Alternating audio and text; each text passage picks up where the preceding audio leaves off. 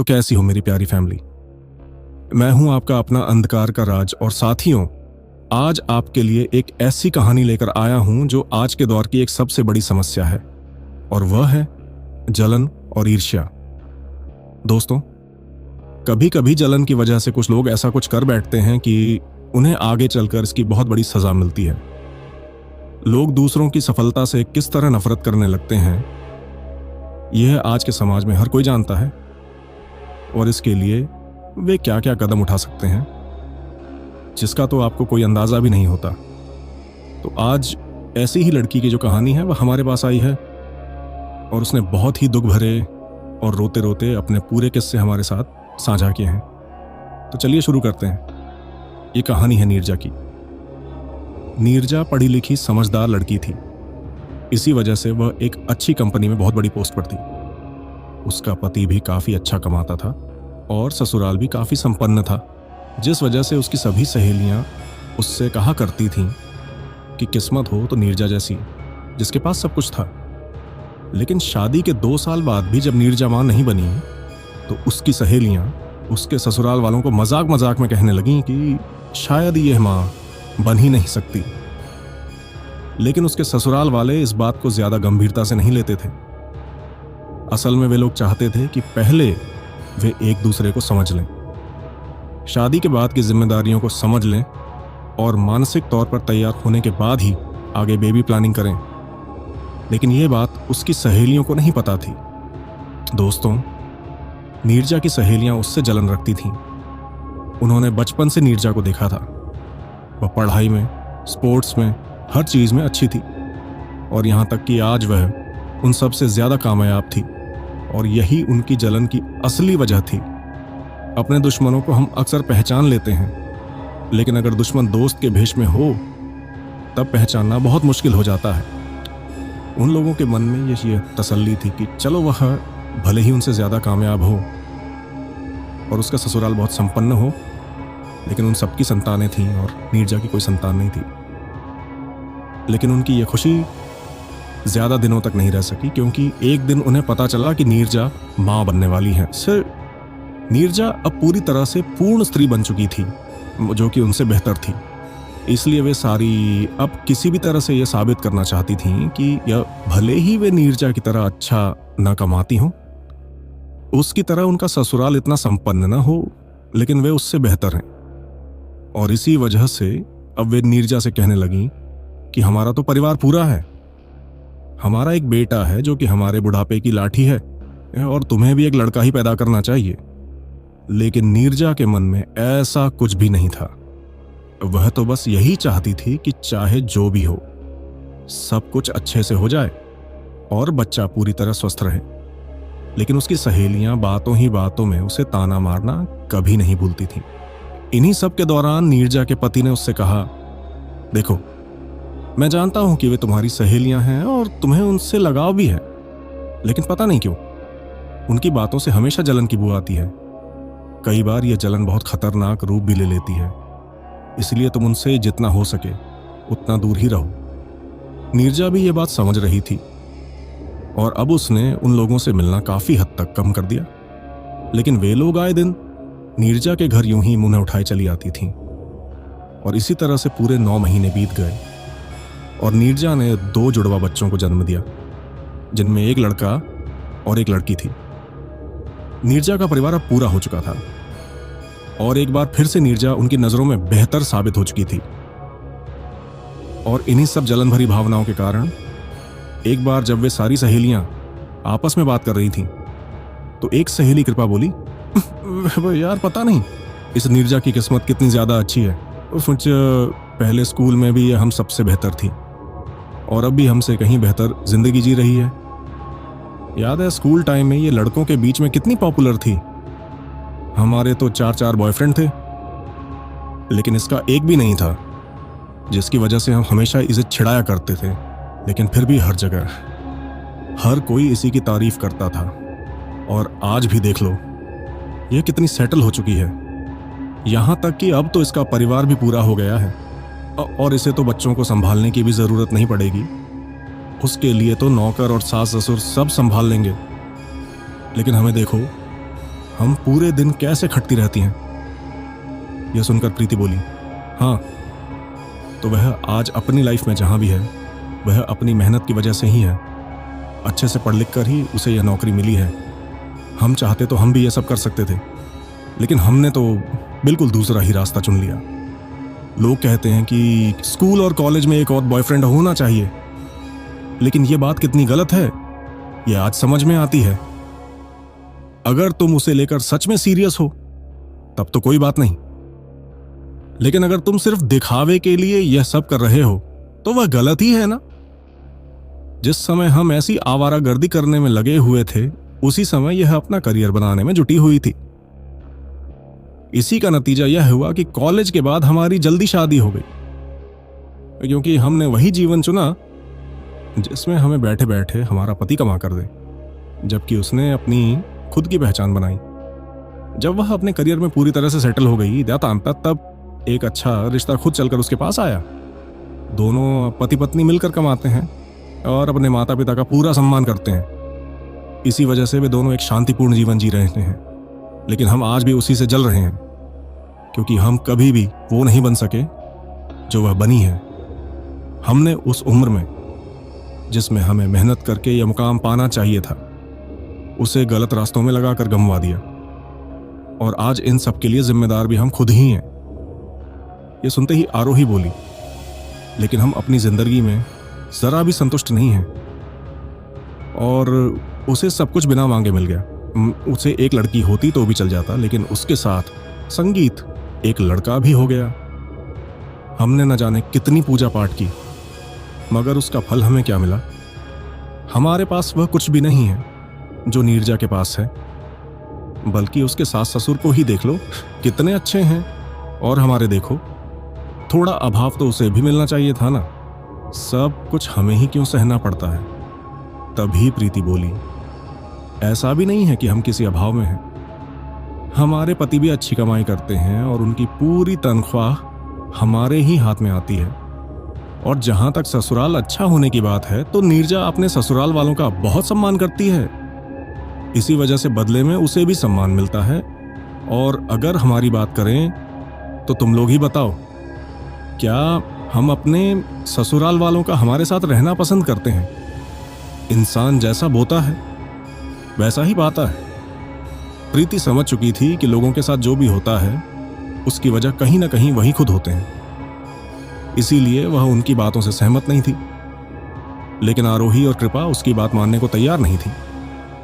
उनके हिसाब से नीरजा किसी न किसी मामले में उनसे कम जरूर होनी चाहिए थी, और इसी जलन ने अब भयानक रूप ले लिया था। इन्हीं सबके बीच दोनों बच्चों के लिए एक बड़ी सी पार्टी रखी गई, जिसमें ये सभी बच्चों के लिए कुछ न कुछ तोहफे लेकर पहुंची। नीरजा को बिल्कुल भी अंदाजा नहीं था कि इनकी जलन उसके बच्चों को नुकसान पहुंचा सकती है, और इसी वजह से उसने उनके दिए हुए तोहफे खुशी खुशी ले लिए। अगले दिन नीरजा और उसके परिवार ने जब उन सारे तोहफों को खोला तो हर पैकेट में अलग अलग चीजें थीं। उन्हीं में से एक तोहफे में बच्चों के लिए बेहद खूबसूरत नजरबंदी थी, जिन पर सोने के घुंघरू लगे हुए थे। वे धागे नीरजा के बेटे के लिए लाए गए थे, इसलिए नीरजा उन्हें अपने बेटे को पहनाने ही वाली थी कि तभी उसकी दादी वहां आ गई और बोली, दोनों बच्चों के लिए ये सब मैं पहले ही ले आई हूं, इन्हें हम वहीं पहनाएंगे, बाकी ये संभाल कर रख दो। नीरजा ने वैसा ही किया, क्योंकि वह इन छोटी छोटी बातों को लेकर कभी परेशान नहीं होती थी। कुछ दिनों बाद शाम के वक्त कृपा उनके घर आई और बच्चे को खिलाने लगी। उसी दौरान उसकी नजर नीरजा के बेटे की कलाई पर गई तो वह बोली, अरे तूने इसके हाथ में यह क्या पहना दिया है? मैंने तुझे इतनी सुंदर नजरबंदी दी थी, वह तूने क्यों नहीं पहनाई? तब नीरजा बोली, मेरी सास दोनों बच्चों के लिए यह सब पहले ही ले आई थी, लेकिन कोई बात नहीं, अगले महीने तेरी वाली पहना दूंगी। वो नजरबंदी देखने में इतनी सुंदर थी कि नीरजा ने आखिरकार उससे अपने बच्चे को पहना ही दिया। और कुछ ही समय बाद नीरजा के बेटे की मौत हो गई। यह सब होने के बाद नीरजा का रो रो कर बहुत बुरा हाल हो गया। उसकी सहेलियों और घर वालों ने उसे संभालने की पूरी कोशिश की, और जैसे तैसे वह खुद को संभाल पाई। नीरजा को इस तरह टूटते देखकर कृपा और आरोही के मन को एक अजीब सी संतुष्टि मिल रही थी, क्योंकि वह शुरू से ही नीरजा को परेशान और दुखी देखना चाहती थी, और आज आखिरकार नीरजा के चेहरे पर वही परेशानी देखकर वे दोनों बेहद खुश थीं। देखते ही देखते 1 महीना बीत गया और अब नीरजा सब कुछ भुलाकर फिर से वो पहले की तरह रहने की कोशिश करने लगी थी। लेकिन किसी माँ के लिए ये सब भूल जाना इतना आसान नहीं होता। इन्हीं सब के बीच एक रात जब कृपा अपने कमरे में अपने परिवार के साथ सो रही थी, तभी अचानक उसे एक छोटे बच्चे के रोने की आवाज सुनाई दी। वह आवाज सुनते ही कृपा के पति ने उससे कहा, जाओ जाकर बच्चों को चुप कराओ, मुझे सुबह ऑफिस जाना है। कृपा अनमने मन से उठी और बच्चे को चुप कराने के लिए बाहर जाने लगी, लेकिन तभी उसे याद आया कि उसके घर में तो इतना छोटा कोई बच्चा है ही नहीं। यह सोचते ही कृपा की नींद एक झटके में उड़ गई। उसने हैरानी से चारों ओर देखा तो पाया कि बच्चे के रोने की आवाज उसके कमरे के बाहर से आ रही थी। उसने तुरंत अपने पति को जगाया और कहा, सुनिए जी, हमारे घर से बच्चे की आवाज कैसे आ सकती है? हमारे घर में तो इतना छोटा कोई बच्चा है ही नहीं। हमारा बेटा तो यहीं हमारे पास आराम से सो रहा है। यह सुनकर कृपा के पति ने भी ध्यान दिया। तभी बाहर से एक बार फिर वही आवाज सुनाई दी। उस आवाज को सुनकर कृपा बोली, ये आवाजें आखिर क्यों आ रही हैं? उसके पति ने उसे शांत किया और उस आवाज के बारे में पता लगाने के लिए बाहर चला गया। उसने पूरे घर में देखा, लेकिन उसे कहीं भी कोई बच्चा नजर नहीं आया। हाँ, तब तक वह आवाज आनी बंद हो चुकी थी। यह देखकर कृपा का पति वापस कमरे में आया और बोला, शायद पड़ोस में किसी बच्चे के रोने की आवाज होगी। डरने की जरूरत नहीं है, सो जाओ। यह सुनकर कृपा बोली, लेकिन ऐसा लग रहा था जैसे वह आवाज हमारे कमरे के बाहर से ही आ रही हो। हमारे पड़ोस में भी कोई इतना छोटा बच्चा नहीं है। यह सुनते ही उसका पति झुंझलाकर बोला, तो क्या तुम चाहती हो कि मैं पूरी रात जागकर उस आवाज की जांच करता रहूं? मुझे सुबह ऑफिस भी जाना है, तुम्हारी तरह नहीं कि घर पर ही बैठे रहूं। इतना कहकर वह बिस्तर पर आकर सो गया। लेकिन उस आवाज की वजह से कृपा के मन में डर बैठ गया था। अगर वह आवाज सिर्फ उसे ही सुनाई दी होती तो वह समझ लेती कि उसे वहम हुआ होगा, मगर यहां तो वह आवाज उसके पति ने भी सुनी थी। वह बिस्तर पर लेटी रही, लेकिन उसे नींद नहीं आई। उसे नींद तब आई जब लगभग सुबह हो चुकी थी। अगले दिन उसका पति काम पर चला गया और उसका बेटा स्कूल। तभी कृपा ने आरोही को फोन किया और कहा, कल रात मेरे साथ बहुत ही अजीब घटना हो गई। पता नहीं कहां से हमारे घर में किसी छोटे बच्चे के रोने की आवाज आने लगी थी। जब मेरे पति उठकर बाहर गए तो वह आवाज अपने आप बंद हो गई। यह सुनकर आरोही हैरानी से बोली, कमाल है, कल रात मेरे साथ भी बिल्कुल ऐसा ही हुआ था। वह आवाज काफी देर तक आती रही थी। मेरे पड़ोस में ही किसी को बच्चा हुआ है, तो मुझे लगा कि शायद वही उस बच्चे के रोने की आवाज होगी। लेकिन वह आवाज बहुत ही साफ थी। ऐसा लग रहा था जैसे वह ठीक मेरे कमरे के बाहर से ही आ रही हो। यह सुनते ही कृपा बुझी। पता नहीं क्यों मुझे यह सब बिल्कुल भी ठीक नहीं लग रहा, क्योंकि हम दोनों के साथ एक जैसा इत्तेफाक कैसे हो सकता है। तब आरोही बोली, मुझे तो लगता है कि मेरे यहां पड़ोस के बच्चे की ही आवाज आई होगी, लेकिन तुम्हारे मामले में क्या है यह समझ में नहीं आ रहा। यह सुनकर कृपा बोली, पता नहीं मेरे साथ आखिर हो क्या रहा है। मैं सोच रही हूं कि किसी पंडित को दिखा दूं। तब आरोही बोली, तुम्हारे पड़ोस में जो मंदिर है वहां पर भी तो एक पंडित रहते हैं। तुम ऐसा करो, अभी के अभी जाकर उन्हें सारी बात बता दो, इससे पहले कि बात ज्यादा बिगड़े। इसका कोई समाधान निकलवा लो। कृपा को भी यह बात ठीक लगी और फोन रखते ही वह सीधे उस पंडित के पास चली गई। वहां जाकर उसने उसे पूरी घटना विस्तार से बताई। तब उस पंडित ने कहा, देखो, डरने की कोई बात नहीं है। हो सकता है कि तुम्हारे आसपास किसी छोटे बच्चे की अकाल मृत्यु हो गई हो और उसी वजह से उसकी आत्मा भटक रही हो, लेकिन घबराओ मत, वह तुम्हें ज्यादा नुकसान नहीं पहुंचाएगी, क्योंकि छोटे बच्चे अक्सर जल्दी दोबारा जन्म ले लेते हैं। यह सुनकर कृपा बोली, लेकिन तब तक मैं क्या करूंगी? मुझे बहुत डर लग रहा है और मेरा मन अपने घर में बिल्कुल नहीं लग रहा। तब पंडित बोला, डरने की जरूरत नहीं है, तुम पूजा पाठ में मन लगाओ, सब कुछ अपने आप ठीक हो जाएगा। मैं तुम्हें यह कलावा बांध देता हूं, इससे कोई भी नकारात्मक शक्ति तुम्हारे पास नहीं आ पाएगी। यह सब सुनकर कृपा को थोड़ी तसल्ली मिली। उसने वह धागा अपने हाथ में बंधवा लिया और घर आकर पूजा पाठ में लग गई। 2 दिन तो बड़ी शांति से बीत गए, लेकिन तीसरे दिन जब वह पूजा कर रही थी, तभी अचानक उसी कमरे से किसी बच्चे के हंसने और खेलने की आवाज आने लगी। यह सुनकर कृपा बहुत ज्यादा हैरान रह गई, क्योंकि कोई भी नकारात्मक शक्ति पूजा के कमरे में कैसे आ सकती है। वह यही सोच रही थी, तभी अचानक उसने देखा कि उस कमरे का सामान अपने आप ही हवा में इधर उधर उड़ने लगा। यह देखकर कृपा डर के मारे वहां से भाग खड़ी हुई। वह अपना घर छोड़कर बाहर निकल आई।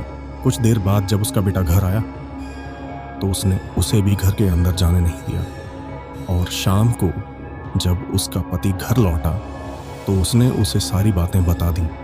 यह सुनकर उसका पति कृपा को लेकर घर के अंदर गया, लेकिन उसने देखा कि घर बिल्कुल सामान्य था, और यहाँ तक कि पूजा के कमरे में भी सारा सामान पूरी तरह सलीके से रखा हुआ था। यह देखकर उसके पति को बहुत गुस्सा आया और उसने कृपा को एक थप्पड़ मार दिया और कहा, अगर तुम्हें यहां रहना है तो ढंग से रहो, वरना यहां से चली जाओ। कि शराब, वैसे भी तुमने मेरी जिंदगी खराब करके रख दी है और अब तुमसे यह घर भी नहीं संभल रहा। इसके बाद तो कृपा उससे झगड़ ही पड़ी और एक गुस्से में आकर अपने मायके चली गई। वहां जाकर उसने अपनी मां को सारी बातें बता दी।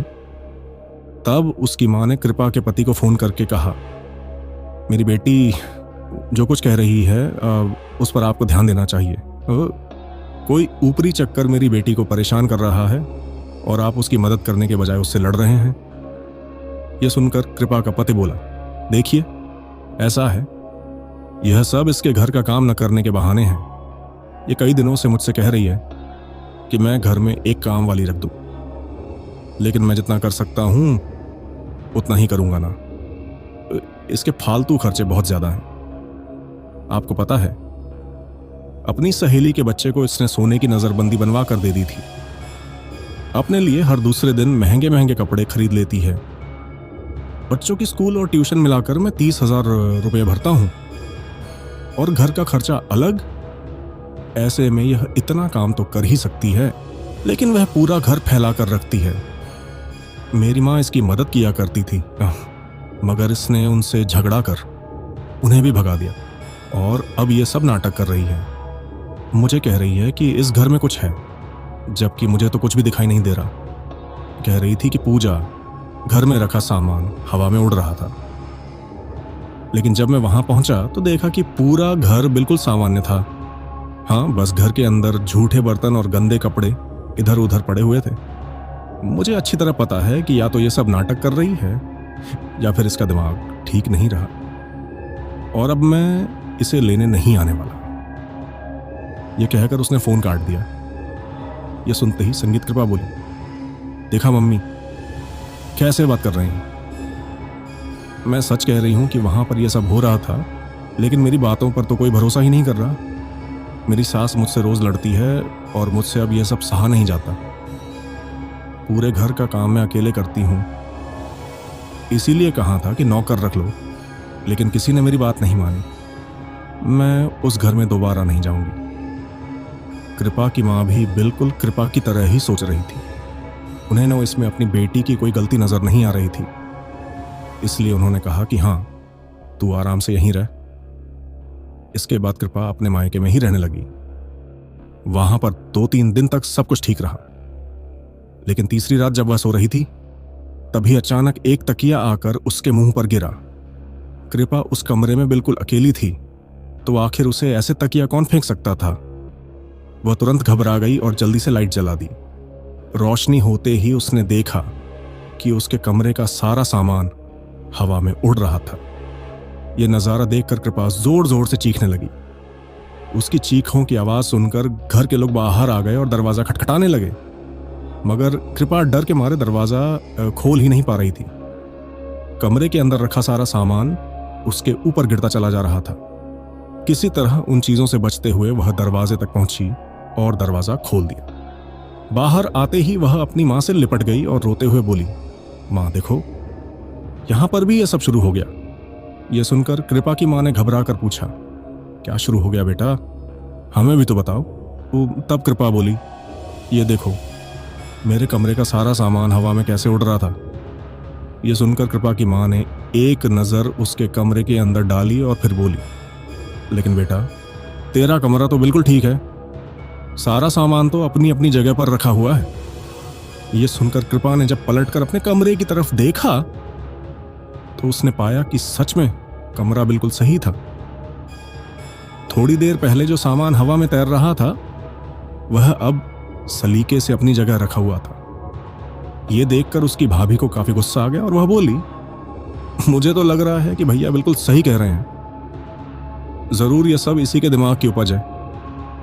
करना धरना कुछ नहीं है तो खाली दिमाग में ऐसी ही बातें आएंगी। ये सुनते ही कृपा की मां गुस्से में बोली, बहू थोड़ी देर चुप रहो, और बेटा यहां पर सब ठीक है, तूने जरूर कोई सपना देखा होगा। यह सुनकर कृपा बोली, मां कम से कम आप तो मुझे समझो, आप लोग प्लीज किसी से बात करके यह सब ठीक करवा दीजिए। यह सुनकर उसकी मां बोली, देख डर मत, एक काम करते हैं, आज रात मैं तेरे साथ ही सो जाऊंगी, ठीक है। यह सुनकर कृपा मान गई और फिर सब लोग अपने अपने कमरों में चले गए। कृपा भी अपनी मां के साथ उसी कमरे में सो गई। देर रात कृपा को एक बच्चे के रोने की आवाज सुनाई दी। आवाज सुनते ही उसने अपनी मां को जगाया और बोली, मां सुनो, किसी बच्चे के रोने की आवाज आ रही है। उसकी मां ने ध्यान से सुना लेकिन वहां कोई आवाज नहीं थी। तब उन्हें समझ आ गया कि या तो कृपा पर किसी ऊपरी साए का असर है या फिर उसके दिमाग में ही कुछ गड़बड़ चल रही है, मगर वह यह बात कृपा से कह नहीं सकी। इसलिए वह बोली, हाँ बेटा आवाज तो आ रही है, लेकिन एक काम कर, कान में रुई डाल ले और सो जा। इसके बाद कृपा किसी तरह सो गई, लेकिन थोड़ी ही देर में उसे महसूस हुआ कि उसके पैरों के पास कोई छोटे छोटे हाथों से गुदगुदी कर रहा है। कृपा ने डरते हुए आंखें खोली तो देखा कि उसके पैरों के पास एक छोटा सा बच्चा जो लगभग 1.5 महीने का था लेटा हुआ था और वह लगातार कृपा को ही घूर रहा था। उसे देखकर कृपा अपनी जगह से उठ बैठी और उस बच्चे को ध्यान से देखने लगी। तभी अचानक उस बच्चे की आंखों की पुतलियां गायब हो गईं। यह नजारा देखते ही कृपा घबराकर पीछे हट गई और उसी वक्त वह बच्चा घुटनों के बल रेंगता हुआ उसकी तरफ आने लगा। इस दौरान वह रो भी रहा था। यह देखकर कृपा जोर से चीख पड़ी। उसकी चीख सुनते ही उसकी मां हड़बड़ाकर उठ बैठी और उसने देखा कि कृपा बेड पर खड़ी होकर एक ही दिशा में देखकर चीख रही थी। यह देखकर उन्होंने उसे पकड़कर झकझोरा और उससे पूछा कि वह क्यों चिल्ला रही है। तब कृपा ने पूरी बात उसे बता दी। कृपा की मां ने जैसे तैसे उसे संभाला और फिर सुला दिया। अगले दिन सुबह होते ही कृपा की मां ने अपने बेटे से कहा, मुझे लगता है कि कृपा के ऊपर किसी ऊपरी साए का असर है, इसलिए एक काम करो, तुम किसी तांत्रिक को ढूंढने की कोशिश करो। उस वक्त पूरा परिवार वहीं बैठा हुआ था। यह सुनकर कृपा की भाभी बोली, इन्हें तांत्रिक नहीं बल्कि किसी पागलों के डॉक्टर की जरूरत है। आप देख नहीं रही हैं, इस तरह की हरकतें अब पहले से ज्यादा हो रही हैं। इनका मानसिक संतुलन दिनाबदिन बिगड़ता जा रहा है और अगर यही चलता रहा तो यह हमारे घर के किसी सदस्य को नुकसान भी पहुंचा सकती है। यह सुनकर कृपा गुस्से में बोली, मैं पागल नहीं हूं, आप लोग समझने की कोशिश क्यों नहीं करते? मेरे ऊपर यह सब कोई करवा रहा है। यह सुनते ही उसकी भाभी बोली, अच्छा लेकिन आपके ऊपर कोई ऐसा क्यों करवाएगा?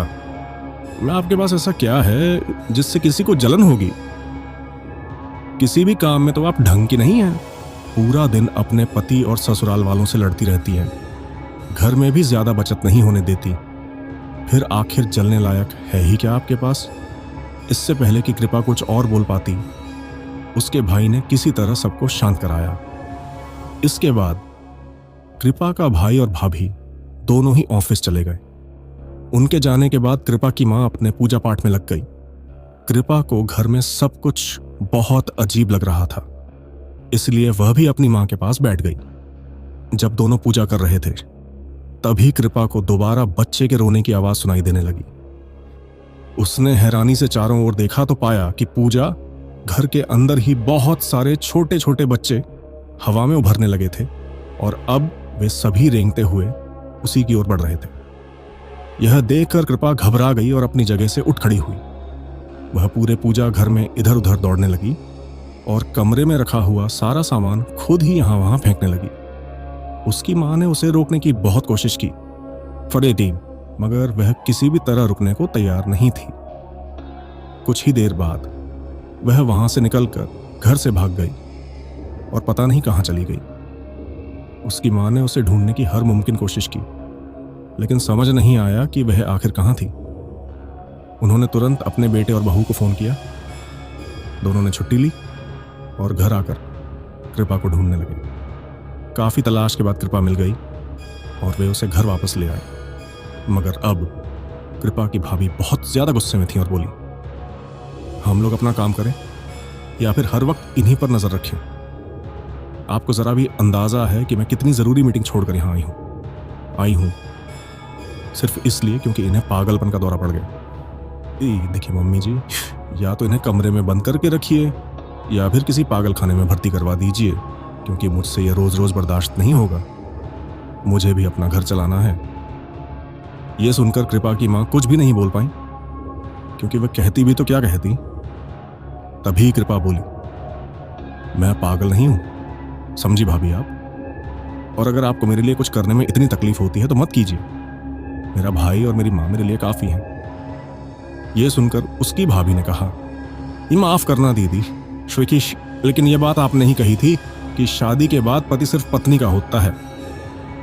माँ बाप से रिश्ते सिर्फ औपचारिकता भर रह जाते हैं, इसलिए मेरा पति भी आपके लिए कुछ नहीं करेगा। कृपा स्वभाव से काफी झगड़ालू औरत थी। वह लड़ झगड़ कर अपने ससुराल वालों से अलग हो गई थी और यहां तक कि अपने घर पर भी उन्हें बुलाना पसंद नहीं करती थी। जैसा व्यवहार कृपा ने कभी अपनी ननद के साथ किया था, आज वही व्यवहार उसकी भाभी उसके साथ कर रही थी। तो इसी वजह से कृपा कुछ कह नहीं पाई। इसके बाद कृपा का भाई बोला, अब जब आ ही गया हूं तो किसी तांत्रिक को ढूंढ लेता हूं ताकि यह परेशानी यहीं खत्म हो जाए।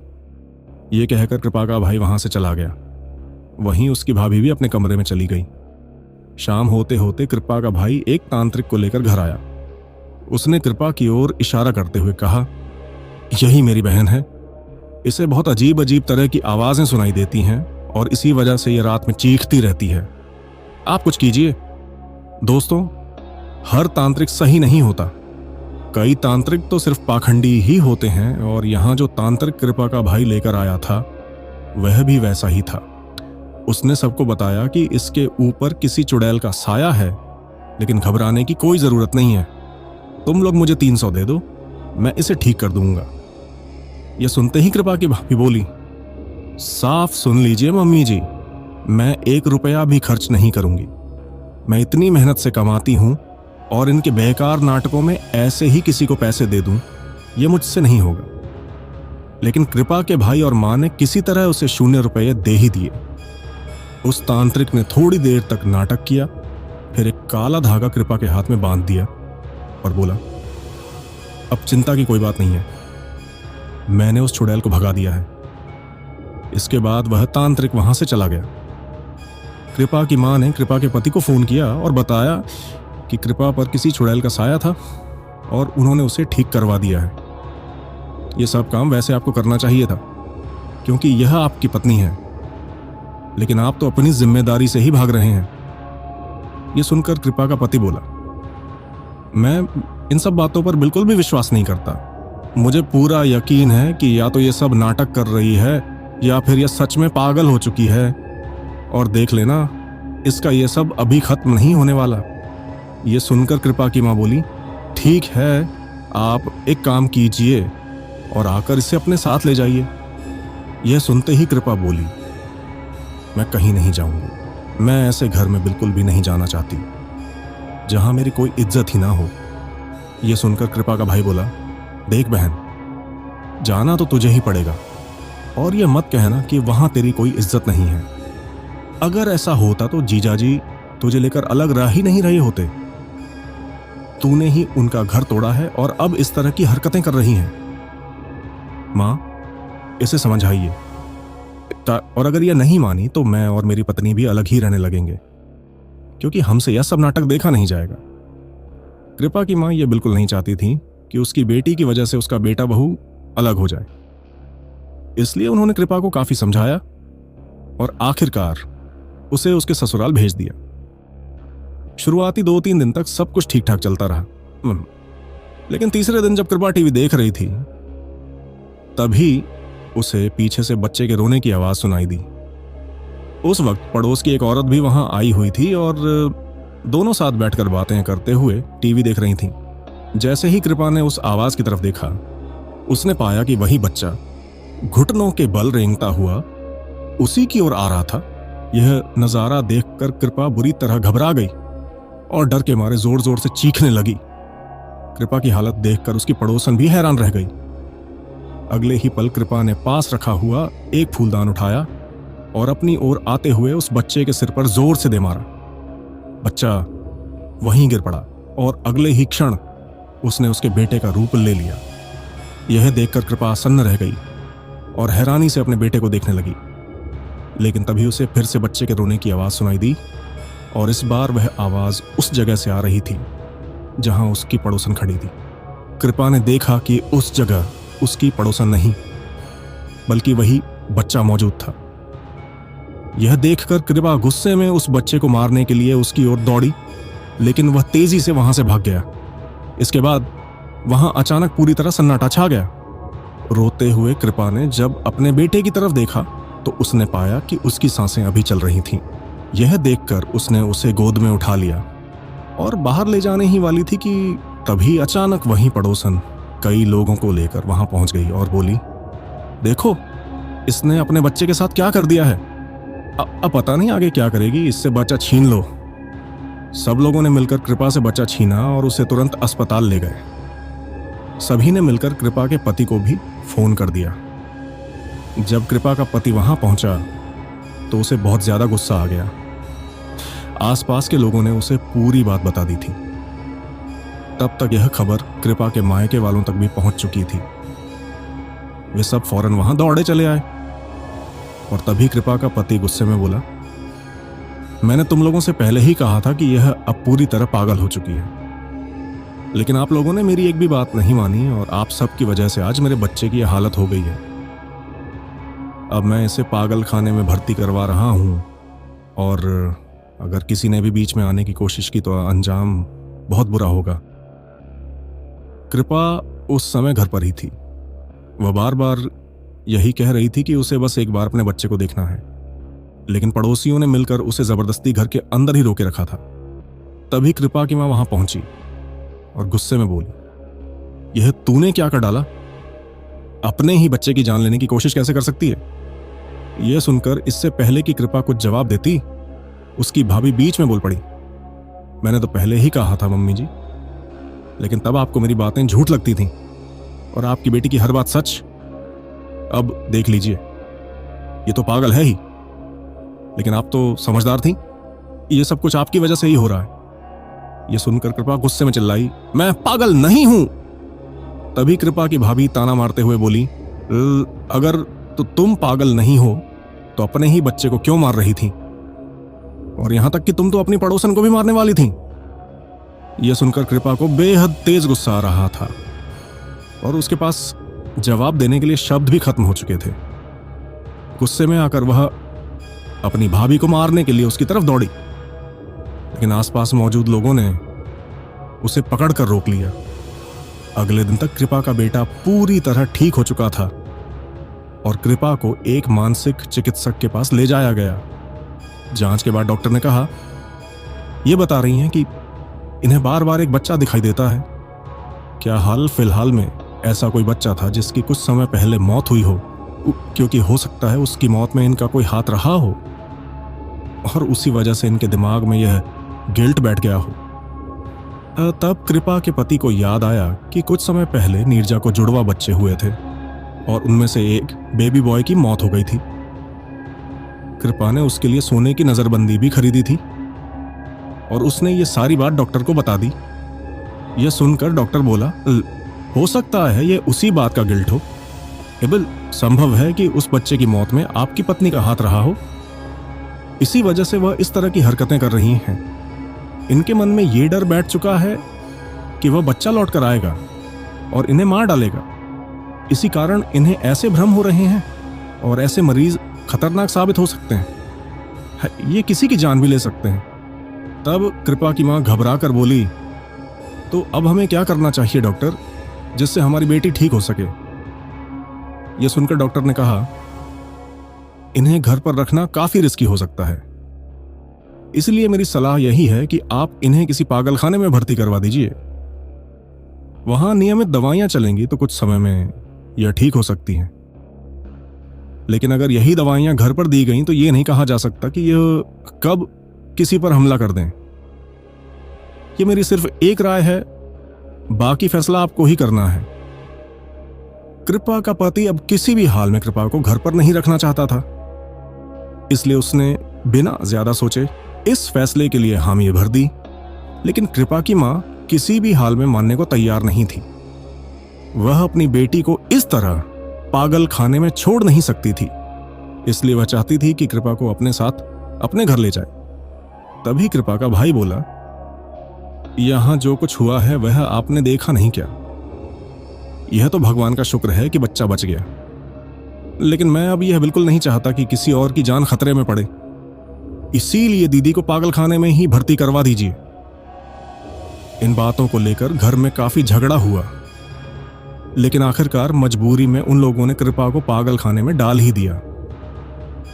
वहां पहुंचकर कृपा लगातार सभी से लई हाहु तस्कली रेलोक लेतराए थे ससुर सैरिय एल्तिका दे तता कुला दतारी कार्टून का है उन्ने तजुन इसे द्वाएं का से बाशरुन ताता से कुछ उठा डाले दिबे को सेटिया दिदा की करो देरी tantia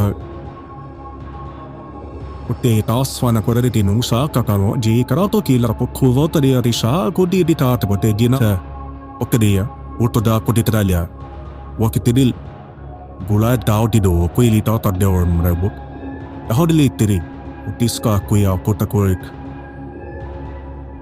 sorata teri tiditela habita kakteide sogakdi sok gruchidar ki daughter इसला तरजीतार कई दस बोले ना हप्पी डांता ही नहीं डालते यही कहती रीरी ऐरी टरेटी ही किसी चिकटवेतन बाग वो खान रही है मैं कादी तबाक का पलाए।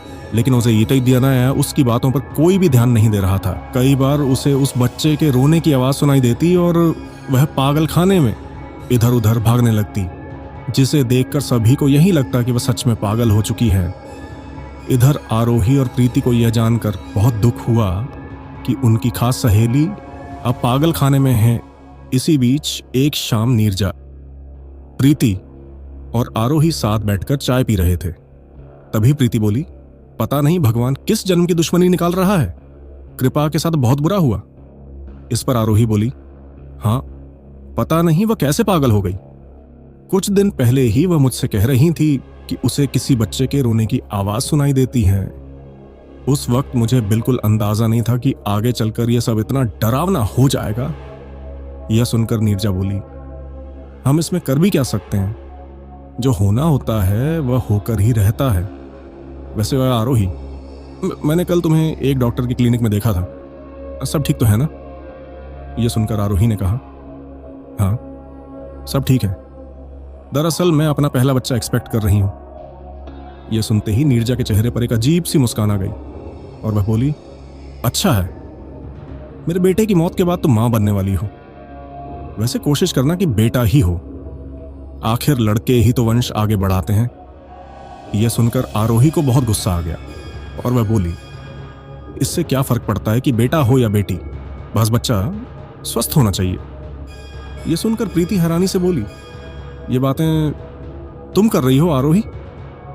याद है जब नीरजा प्रेग्नेंट थी तब तुम और कृपा मिलकर बार बार यही सब बोला करते थे, और अब जब वही बातें तुम्हें सुननी पड़ रही हैं तो तुम्हें इतनी चिढ़ क्यों हो रही है? वैसे नीरजा गलत भी नहीं बोल रही। क्योंकि अगर तुम्हारी लड़की हो गई तो उसकी शादी कैसे करोगी? उसके लिए पैसे चाहिए होते हैं जो तुम्हारे पास है नहीं। ये सुनकर आरोही कुछ बोलने ही वाली थी कि उससे पहले नीरजा बोल पड़ी, अरे हम तो बस मजाक कर रहे थे, इसमें कोई सच्चाई नहीं है, लेकिन फिर भी कोशिश करना कि बेटा ही हो, वरना आगे चलकर तुम्हें ही परेशानियां झेलनी पड़ेंगी। इन सब बातों से आरोही को काफी गुस्सा आया, लेकिन दोनों यह सब मजाक में कह रहे थे, इसलिए वह ज्यादा कुछ बोल नहीं पाई। इसके बाद आरोही वहां से अपने घर आ गई और थोड़ी देर आराम करने लगी। जब वह सोकर उठी तो उसे महसूस हुआ कि उसके पेट में तेज दर्द हो रहा है।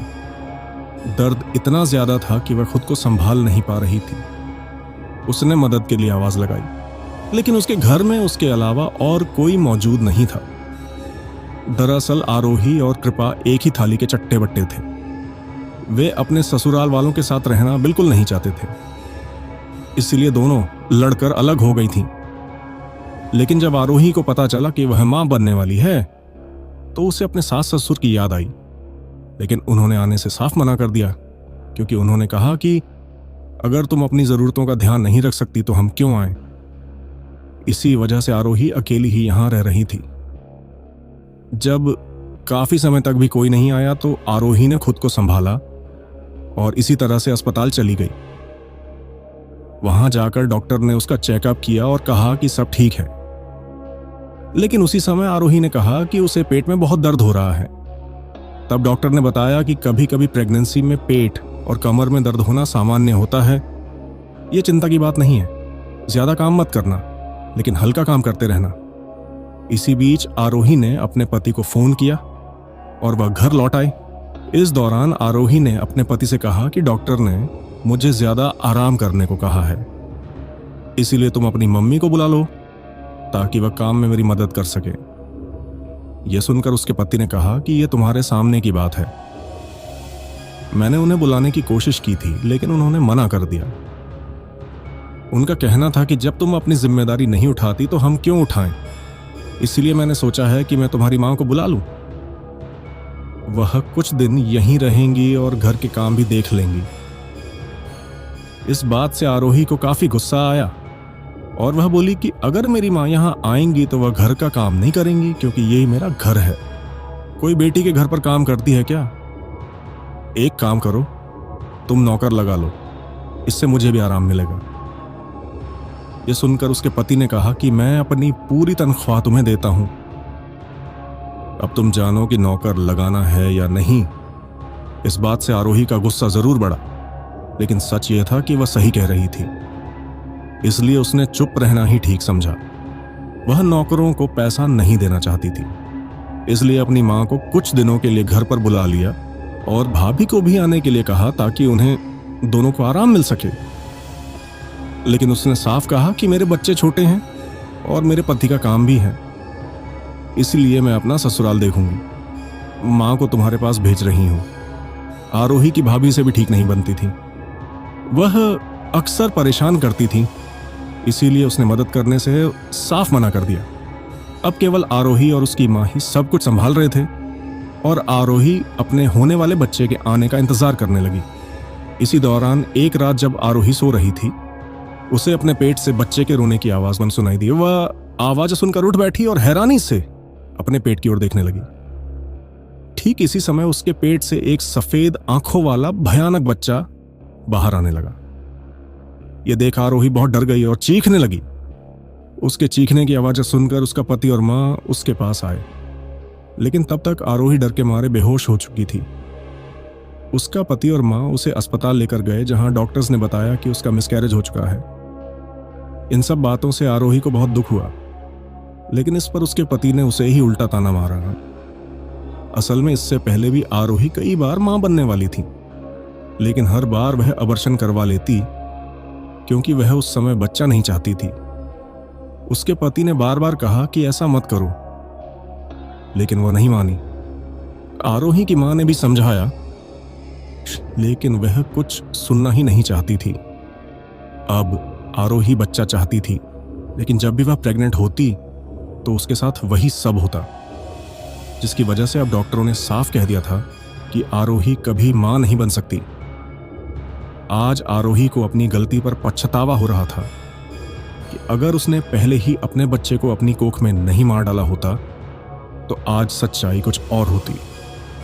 अब आए दिन आरोही और उसके पति में झगड़े होने लगे थे, जिस वजह से बात अब तलाक तक जा पहुंची थी। कोर्ट में उनके तलाक का केस चला तो आरोही ने मुंह फाड़कर बहुत पैसा मांग लिया, लेकिन उसके पति ने सभी डॉक्टरों की रिपोर्ट दिखा दी जिसमें साफ लिखा था कि वह जानबूझकर अबॉर्शन करवा कर आई थी और इसमें उसकी मां ने उसका साथ दिया था। यहां तक कि पड़ोसियों ने भी उसके पति के पक्ष में गवाही दी कि कैसे आरोही उसे मानसिक रूप से परेशान करती थी। कोर्ट ने देखा कि इन सब में पूरी गलती आरोही की है और वह खुद इतनी सक्षम है कि अपने खर्च खुद उठा सके। इसीलिए कोर्ट ने तलाक पर मुहर लगा दी, लेकिन साथ ही कहा कि आरोही पढ़ी लिखी है और अपने खर्च खुद उठा सकती है, इसलिए उसके पति के पैसों से उसे कुछ भी नहीं मिलेगा। इन सब के बाद आरोही तलाक लेकर अपनी मां के घर आ गई।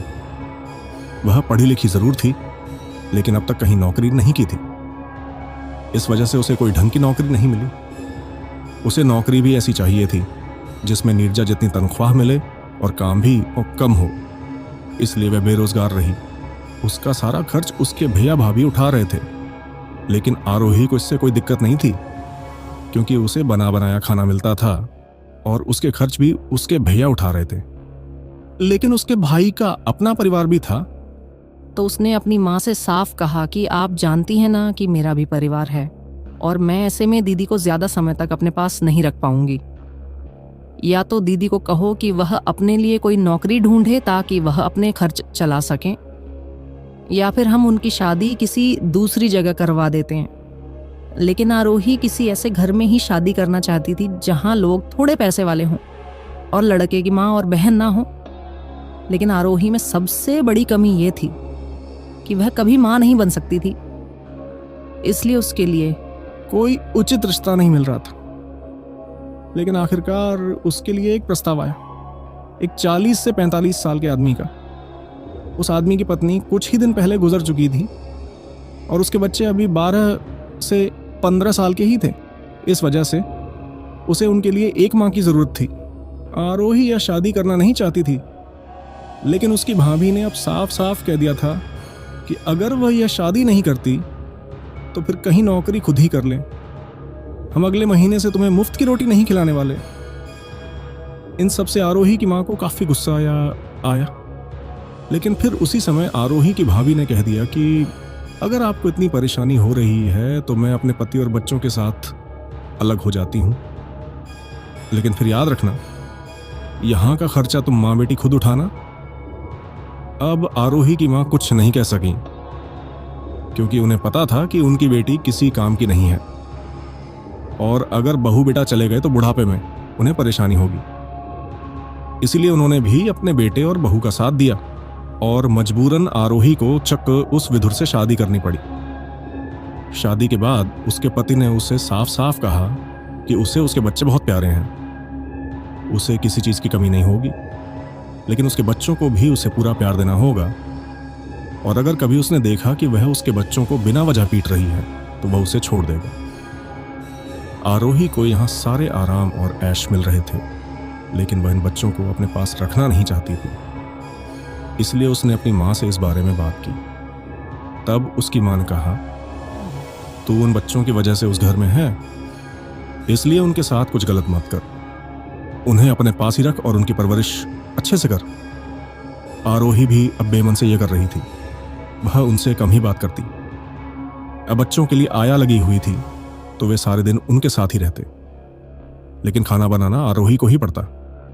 एक रात खाना खाने के बाद आरोही का सौतेला बेटा काफी बीमार पड़ गया और उसे अस्पताल में भर्ती करना पड़ा। वहां पता चला कि उसे खाने में जहर दिया गया था, लेकिन अब वह पूरी तरह ठीक है। यह सुनकर उसके पति का खून खौल उठा और उसने उसी समय आरोही को उसके मायके में छोड़ दिया। अगले ही दिन उसे तलाक के पेपर भिजवा दिए गए और साथ ही उसने आरोही पर पुलिस कंप्लेंट भी कर दी कि उसने उसके बेटे को जहर देकर मारने की कोशिश की थी। इन सब की वजह से आरोही का दोबारा तलाक हो गया और वह अब कई महीनों के लिए जेल भी जा चुकी थी। इसी दौरान एक दिन प्रीति और नीरजा बैठकर बातें कर रही थी कि तभी प्रीति बोली, नीरजा, मुझे माफ कर दो। इससे मुझे हमेशा तुमसे जलन होती थी कि मैं तुम जैसी नहीं हूं। लेकिन सच में तुम जैसा बनना आसान भी नहीं है। मैं बहुत मेहनत लगती है, लेकिन मैं कोशिश कर रही हूं कि मैं अपने परिवार को तुम्हारी तरह बांध कर रखूं। यह सुनकर नीरजा मुस्कुराई और बोली, चलो, कम से कम तुम ये कोशिश तो कर रही हो और मानती भी हो। लेकिन इतनी जलन के बावजूद भी तुमने कभी से मुझे या मेरे बच्चों को नुकसान पहुंचाने की कोशिश नहीं की। यह सुनकर प्रीति बोली, मुझे भले ही तुमसे कितनी भी जलन क्यों ना हो, लेकिन मैं तुम्हारे बच्चों को नुकसान पहुंचाने की कोशिश कभी नहीं कर सकती। मेरी जलन तुमसे होगी, बच्चों से थोड़ी नहीं, आखिर मासी हूं मैं उनकी। तब नीरजा बोली, काश तुम्हारे ही तरह सब लोग सोच पाते तो आज उनका हाल यह नहीं होता। यह सुनकर प्रीति हैरानी से बोली, किसका हाल ऐसा नहीं होता? तुम किसकी बात कर रही हो? तब नीरजा बोली, मैं यहां कृपा और आरोही की बात कर रही हूं। यह सुनकर प्रीति बोली, मानती हूं उन्हें तुमसे जलन है, लेकिन वह फिर भी ऐसा थोड़ी करेंगी। उन दोनों के साथ बिल्कुल भी अच्छा नहीं हुआ। एक पागल खाने में है और एक जेल में। बेटे आके यह सुनकर नीरजा बोली, रुको, मैं तुम्हें एक चीज दिखाती हूं। बोलकर नीरजा कमरे के अंदर गई और एक डिब्बा लेकर आई। उसने वह डिब्बा खोलकर प्रीति को दिखाया तो उसके अंदर वही सोने की नजरबंदी रखी हुई थी। वह दिखाते हुए नीरजा बोली, यह नजरबंदी आरोही और कृपा ने पैसे जोड़कर मेरे बेटे के लिए बनाई थी, और जानती हो इसके पीछे उनकी क्या चाल थी? बोलकर नीरजा ने उस नजरबंदी के ऊपर कुछ डाला, जिसकी वजह से वह थोड़ा नीला पड़ गया। यह देखकर प्रीति हैरानी से बोली, यह तो नीला हो गया। नीरजा बोली, इसका मतलब यह है कि उन दोनों ने इसके ऊपर जहर लगाया था ताकि मेरा बेटा ये खाकर मर जाए, और यही हुआ। पहले मुझे भी यह सब सिर्फ एक हादसा लगा था, लेकिन फिर मुझे याद आया कि मेरे बेटे का चेहरा और होंठ नीले पड़ गए थे, और यह तभी होता है जब जहर दिया गया होता है। मैंने मेरे बेटे के सारे खिलौने देखे, लेकिन उनमें कहीं भी जहर नहीं था। जहर तो इसके अंदर था। इसलिए सच जानने के लिए मैं एक तांत्रिक के पास गई, और वहां उस तांत्रिक ने मुझे तंत्र मंत्र के जरिए सब दिखा दिया। मैं चाहती तो उन्हें पुलिस के हवाले कर सकती थी, लेकिन मैं उन्हें ऐसी सजा देना चाहती थी कि ये जिंदगी भर याद रखें। इसलिए मैंने उस तांत्रिक को पैसे देकर एक बहुत शक्तिशाली प्रेत कच्चे कलवे को उन दोनों पर छुड़वा दिया।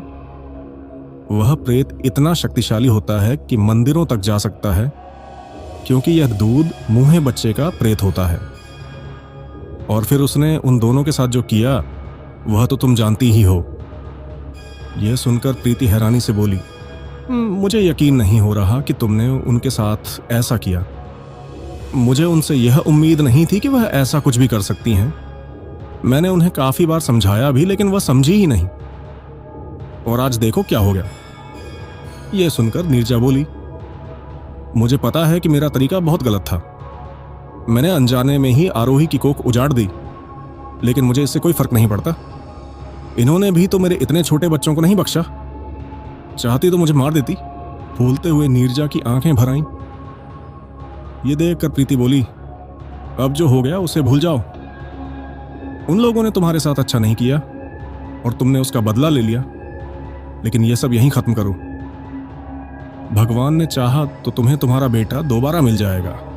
इस पर नीरजा ने गर्दन हाँ में हिला दी।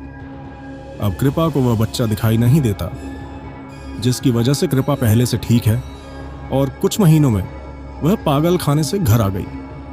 लेकिन उसके पति ने अब तक दूसरी शादी कर ली थी, और वह उस नई पत्नी के साथ काफी खुश था। कृपा के मायके में भी अब उसकी कोई इज्जत नहीं थी। वह काम करके अपने खर्च खुद उठाने की कोशिश कर रही थी, लेकिन ज्यादा अच्छा नहीं कमा पा रही थी। वहीं दूसरी तरफ आरोही की मां ने आरोही के दूसरे पति से बहुत रिक्वेस्ट की कि वह आरोही पर से कंप्लेंट वापस ले लें। उसने ले ली, और अब आरोही वापस अपने मायके में आ चुकी है। वह भी कोई छोटा मोटा काम करके अपनी जिंदगी काट रही है। यह दोनों आज भी अपने साथ हुए बुरे हालात के लिए ऊपर वाले को दोषी ठहरा रही हैं। लेकिन सच तो यह था कि उन्हें अपने कर्मों की सजा मिली थी। साथियों, हर कोई अपने जीवन में अपने कर्मों और मेहनत के अनुसार आगे बढ़ता है और दूसरे लोग उसकी मेहनत देखकर जलने लग जाते हैं, जबकि खुद मेहनत नहीं करते। अगर वह खुद भी मेहनत करने लग जाएं, तो वे भी उनके जैसे सफल हो सकते हैं, लेकिन केवल दूसरों की सफलता और मेहनत के मारे वह दूसरों को नुकसान पहुंचाने की कोशिश करते हैं। अब यहां नीरजा के दोस्तों ने उसके बेटे को जहर देकर खत्म कर दिया। मैं नहीं जानता कि नीरजा ने उनके ऊपर कच्चा प्रेत छोड़कर सही किया या गलत, लेकिन एक बात तो साफ है कि उसकी दोस्त की अक्ल हमेशा के लिए ठिकाने आ गई। और देखिए, जब कोई अपनी जान से प्यारी चीज खोता है तो उसका दुख तो होता ही है। अब यही दुख नीरजा को हुआ और उसका बदला मैं कहूँगा सही था। चलिए, उम्मीद है आपको स्टोरी काफ़ी अच्छी लगी होगी। कल मुझे आपके कमेंट्स पढ़ने की बहुत इच्छा रहती है, लेकिन आप बहुत कम कमेंट करते हैं, तो कमेंट कीजिए। और एक बात बता दूं, आप लोग सब्सक्राइब नहीं करते हैं तो प्लीज़ सब्सक्राइब ज़रूर करिए ताकि हमारा हौसला बढ़े। चलिए, मिलते हैं नेक्स्ट स्टोरी पर।